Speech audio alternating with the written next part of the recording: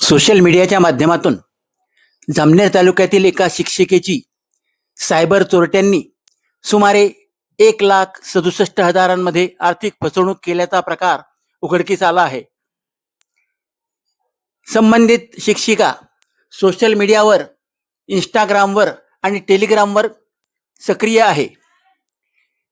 इंस्टाग्रामच्या माध्यमातून आलेल्या लिंकमधून त्यांना आपण घर बसल्या कमाई करू शकतो, त्यासाठी आपल्याला दिलेली लिंक ओपन करावी लागेल असा मेसेज आला.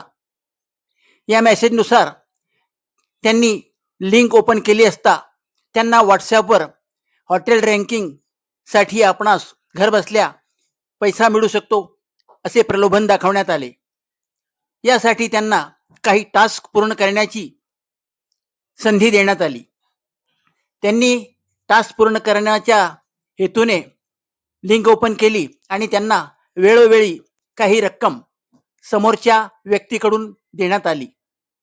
हा देण्या घेण्याचा खेळ 3 ते 4 दिवस सुरू होता.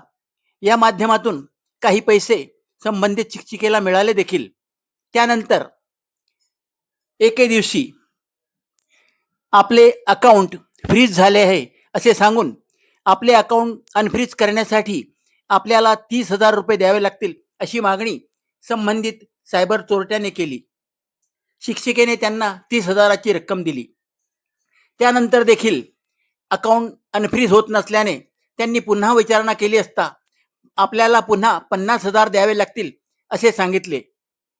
त्यांनी सांगितले की माझ्याकडे इतके पैसे नाही.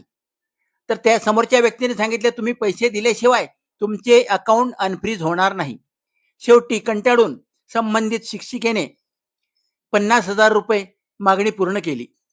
2 दिवस उलटल्यानंतर देखील फ्रीज झालेले अकाउंट अनफ्रीज होत नसल्याने त्या चिंतित झाल्या.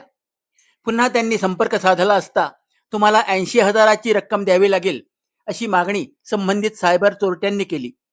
आता आपली आर्थिक फसवणूक होत असल्याची भावना बळावल्याने संबंधित शिक्षिकेने फत्तेपूर पोलीस स्टेशन गाठून संबंधित सायबर चोरट्यांविरुद्ध गुन्हा दाखल केला आहे. या घटनेने मोठी खळबळ उडाली आहे.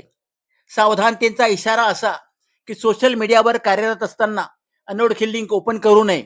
समोरचा काय बघतो काय नाही याची खातरजमा केल्याशिवाय कोणताही आर्थिक व्यवहार करू नये याची जाणीव आता नागरिकांनी ठेवली पाहिजे. शासनाकडून वेळोवेळी सुरक्षिततेचे आवाहन केले जाते, तरी सुद्धा जनसामान्यांकडून अनावधानाने का होईना आपली फसवणूक होते यात शंकाच नाही. सायबर सुरक्षेपासून सावध राहा.